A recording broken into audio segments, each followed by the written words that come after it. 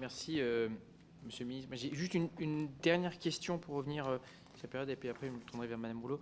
On parlait du lobbying du beurre, naturellement.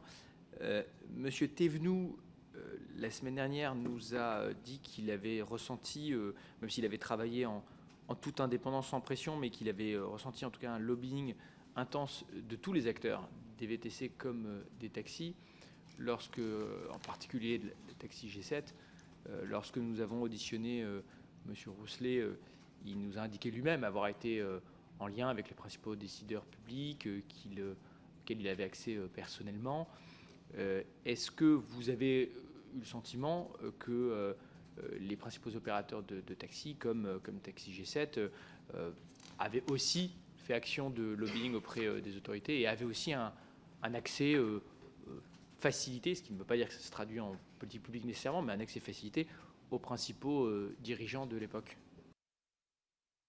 Oui, je pense que la franchise consiste à répondre oui, naturellement. Il faisait des démarches tous azimuts auprès des responsables politiques. Si on reprend, et j'ai repris pour préparer cette audition, mes agendas de l'époque, il y a eu beaucoup de rencontres, mais dans lesquelles j'invitais tout le monde, soit successivement, dans des journées entières, les VTC, les taxis, les plateformes, donc tout le monde était auditionné. Et d'ailleurs, c'est au cours de ces auditions, au moins les premières, où je me suis vraiment rendu compte que Hubert,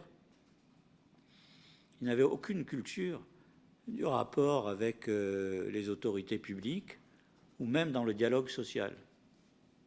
Il y a eu à un moment donné un incident assez incroyable. J'ai l'habitude de mener beaucoup de négociations sur les questions sociales.